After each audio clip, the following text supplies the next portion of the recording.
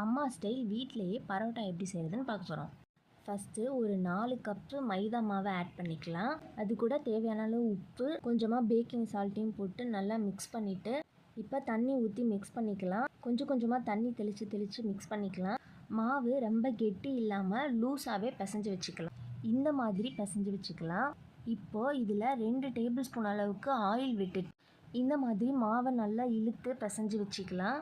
இப்போ நல்லா ஒரு 2 டேபிள் ஸ்பூன் அளவுக்கு ஆயில் விட்டுட்டு இதை 2 to 3 ஹவர்ஸ் நல்லா ஊற வச்சு எடுத்துக்கலாம். இப்போ இந்த மாவை உருண்டை பிடிச்சி சப்பாத்தி கட்டையில் வச்சு ஆயில் வச்சு நல்லா தேய்ச்சி எவ்வளோ லேசாக இழுக்க முடியுமோ இழுத்துட்டு இதை இப்படி நல்லா அடித்து தேய்ச்சிக்கலாம். இப்போ இதே இந்த மாதிரி ரவுண்டாக உருட்டிட்டு அது மேலே ஆயில் வச்சுட்டு நல்லா தட்டி இப்போ தோசைக்கல் அடுப்பில் வச்சுட்டு அதில் ஒன்று ஒன்றா போட்டு நல்லா ஆயில் ஊற்றி 2 சைடும் கோல்டன் ப்ரௌன் ஆகிற மாதிரி டோஸ்ட் பண்ணி எடுத்துக்கலாம். அவ்வளோதாங்க, ரொம்ப சிம்பிளான பரோட்டா ரெடி. இப்போ அந்த பரோட்டா கூட சிக்கன் குழம்பு வச்சு சாப்பிட்டு பாருங்கள். ஆஹா, சூப்பர் டேஸ்டியாக இருக்கும். நீங்களும் ட்ரை பண்ணி பாருங்கள்.